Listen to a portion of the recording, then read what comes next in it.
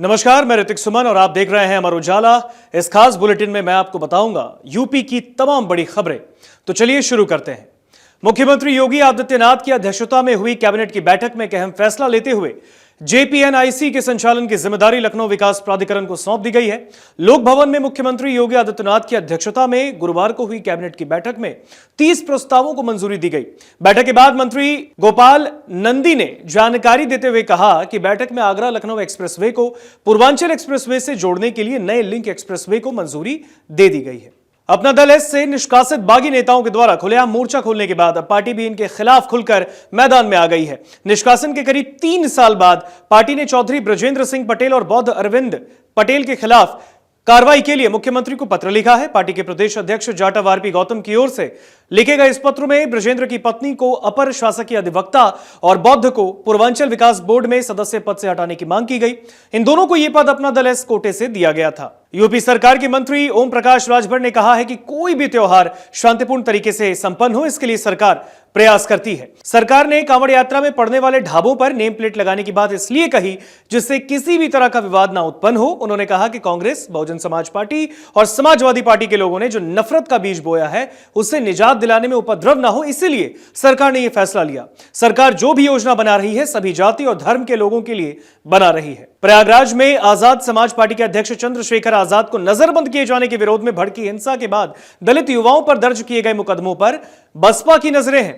बसपा इस मामले में फंसे निर्दोष युवाओं की मदद के साथ आजाद समाज पार्टी की घेराबंदी करने की रणनीति बना रही है। बसपा राजधानी की सभी जिला पंचायत सीटों पर चुनाव लड़ेगी और इसके लिए पार्टी ने बीकेटी विधानसभा क्षेत्र से रणनीति बनानी शुरू कर दी है। इस काम का जिम्मा बसपा महानगर इकाई को मिला है। महानगर इकाई के सलाहकार सरवर मलिक ने कहा कि पंचायत चुनाव के बाद विधानसभा के चुनाव आ जाएंगे और उन्होंने दावा किया कि पंचायत चुनाव में बसपा बढ़े हुए जनाधिकार के साथ उभर कर आएगी और उसका विधानसभा चुनाव पर असर पड़ेगा। इसके लिए बीकेटी में बैठक करके पदाधिकारियों और कार्यकर्ताओं को पार्टी के संदेश से अवगत करा दिया गया है कि पंचायत चुनाव में सभी सीटों पर उम्मीदवार उतारे जाएंगे और इसलिए प्रत्याशी और उनकी जीत सुनिश्चित कराने के लिए कार्यकर्ता कमर कस लें।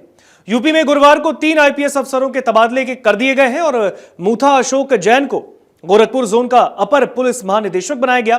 वो अभी तक भर्ती एवं प्रोन्नति बोर्ड में अपर पुलिस महानिदेशक के पद पर कार्यरत थे और इसी तरह पीसी मीणा को पुलिस महानिदेशक कारागार प्रशासन एवं सुधार सेवाएं नियुक्त किया गया है। डॉक्टर केएस प्रताप कुमार को पुलिस महानिदेशक सीएमडी पुलिस आवास निगम नियुक्त किया गया है। अलीगढ़ जिले में 6वीं तहसील अकराबाद में बनेगी या छर्रा में, यह तो अभी भविष्य तय करेगा, मगर छर्रा विधानसभा क्षेत्र में सियासत ने जरूर तूल पकड़ लिया है और इस कड़ी में विधायक छर्रा का भाकियू नेता को धमकी देने का एक ऑडियो सामने आया।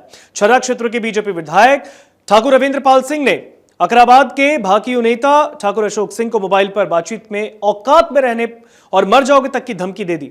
बुधवार सुबह सुबह हुई बातचीत का यह ऑडियो सोशल मीडिया पर खूब वायरल हुआ। राजधानी लखनऊ में बृहस्पतिवार को जबरन हिंदू धर्म से इस्लाम में धर्मांतरण कराए गए 15 लोगों की घर वापसी कराई गई है। लखनऊ के गोमती नगर में विश्व हिंदू रक्षा परिषद के सदस्यों के द्वारा शंख ध्वनि और मंत्रोच्चारण के साथ इन 15 लोगों की विधिवत हिंदू धर्म में वापसी हुई। इस मौके पर भारी पुलिस बल की भी मौजूदगी थी। वाराणसी तक विस्तार की मंजूरी मिलने के बाद 8 महीने के बाद 28 अगस्त से 22489, 22490, 22489 और 22490 मेरठ लखनऊ वंदे भारत एक्सप्रेस वाया अयोध्या होते हुए वाराणसी तक चलेगी। उत्तर रेलवे मुरादाबाद मंडल ने बुधवार को ट्रेन की संशोधित समय सारणी जारी करने के साथ इस ट्रेन के वाराणसी तक संचालन की आधिकारिक पुष्टि कर दी है। यूपी के बुंदेलखंड, विंध्य क्षेत्र और मध्य प्रदेश से सटे जिलों में गुरुवार को भी मानसूनी बारिश की संभावना है। मौसम विभाग के मुताबिक प्रदेश में मानसूनी बारिश के फिलहाल धीमा पड़ने के संकेत हैं। मौसम वैज्ञानिकों का कहना है कि 2 दिन बाद थोड़ी सक्रियता के साथ बारिश की रफ्तार दोबारा मानसूनी धीमी पड़ेगी। हालांकि इस दौरान धूप छांव के साथ हवा में मौजूद पर्याप्त नमी की हीटिंग होने और बादलों की आवाजाही से गरज, चमक और बूंदाबांदी की मौसमी परिस्थितियां बनी रहेंगी। बुधवार को यूपी के सोनभद्र, लखीमपुर खीरी, बाराबंकी, अयोध्या, बस्ती, वाराणसी, बलिया में हल्की से मध्यम बारिश हुई है। तो फिलहाल उत्तर प्रदेश की इन तमाम बड़ी खबरों के बुलेटिन में इतना ही। देश दुनिया की तमाम बड़ी खबरों के लिए देखते रहिए अमर उजाला। नमस्कार। अगर आप ये वीडियो YouTube पर देख रहे हैं तो हमारे चैनल को सब्सक्राइब करें और बेल आइकन को दबाना ना भूलें। अगर आप Facebook पर यह वीडियो देख रहे हैं तो हमारे पेज को लाइक करें।